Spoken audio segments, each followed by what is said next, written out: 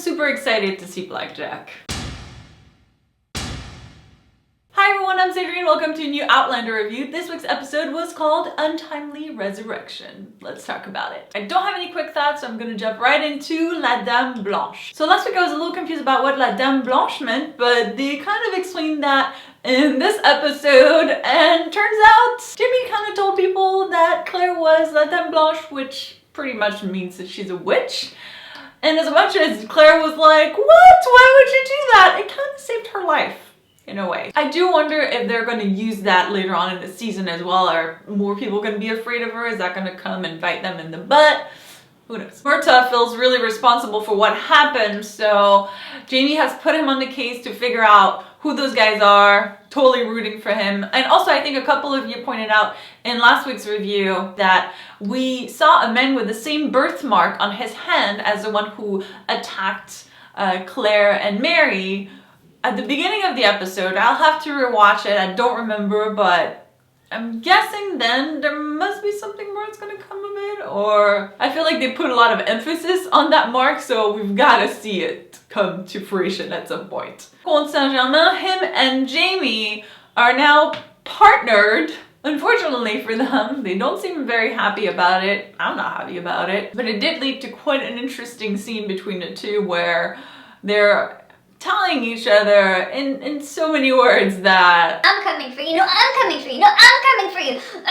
So yeah, it's gonna go down. As we expected, Comte St is definitely becoming the new villain for this season. Not as bad as Blackjack so far, but still. And speaking of Blackjack, yeah, we knew he couldn't stay away for too long. I mean, we found out that he's alive, so now he's back. Quite an interesting reintroduction to the character because we're in France now and Blackjack doesn't have the same sort of power in France that he has in England. And the king actually likes Claire and Jamie. That's not good for him either. The scene where the king is asking him to kneel down and beg so the king would release his brother, it definitely felt satisfying, but I'm always cautious with these moments because the moment you get some sort of satisfaction, something even worse happens. So I was like, yay, I'm excited that the king is making fun of Blackjack, but that cannot be good for what's gonna happen next, so I don't know. And it sounds like this will also lead to probably him meeting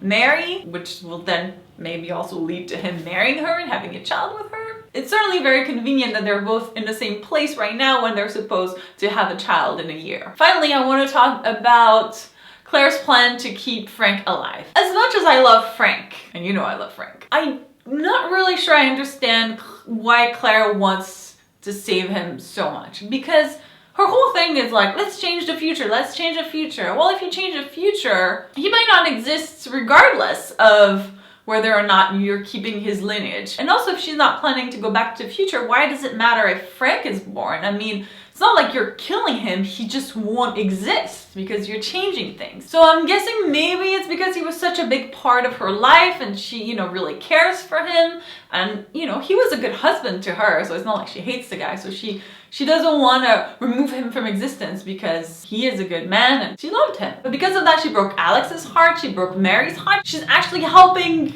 her get married to Blackjack and have a baby with him. And she also hurt Jamie in the process. So it's like, is that worth all of it? I don't really have an answer because I can see both sides of the issue. I do like that things are not black and white. I mean, Jamie, you could see how hard it was for him to be like, fine, I won't kill him now, but it was almost like he got this new hope when he found out that Blackjack's alive, and you're ripping it away again from him because he can't do anything about it. It's like, well, what's the point if he's alive and I can't kill him, right? I really enjoyed the moment between Jamie and Claire and how you could see that they were both coming from very different places. Definitely led to powerful scene. I know Jamie and Claire are fighting again, but it was definitely worth it for such a cool moment. Seeing the struggles, you know, that Claire is facing and how hard it is to decide to change the future. Like, do you want to change this, but you don't want to change this? Can you even do that? What does it all mean, you know? And the kind of the weight that knowing